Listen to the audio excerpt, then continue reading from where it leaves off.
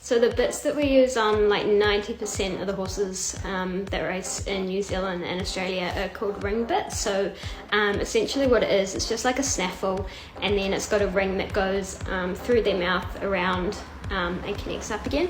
So around the turns and stuff, horses can hang and they can be quite strong. So instead of the bit getting pulled through their mouth, that ring stops that from happening and puts a little bit of pressure on the sides for a little bit of extra control, a little bit like a tom thumb, except you wouldn't put a tom thumb on a racehorse only because it would catch too easy. So in the starting gates there's like bars in between, and a lot of the time they'll like rub their heads up against the sides, and you could imagine you know, like the side of a tom thumb getting caught on something, which would be like worst case scenario.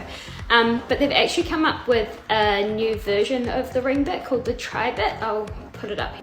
So this is the tri-bit. As you can see, it's pretty much the same, except for the bit that goes through their mouth is flatter, and it's also attached to the joint, which just means that there's no way they can get their tongue in between the two, and I think it just sits a little bit nicer in their mouth with it having that shape.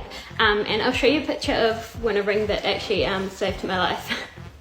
So I was riding a 2-year-old one day, and the pin for the snaffle broke like halfway down the straight, and all of a sudden my steering like just went out the window. But obviously that ring doesn't have any joints, so that will never break, and it was still technically kind of attached to the reins, so it was enough to be able to like just stop, like pull them up and get off. But like if that ring wasn't attached to the snaffle, I might have been like galloping a 2-year-old down the highway into traffic. So yeah, that pretty much saved my life.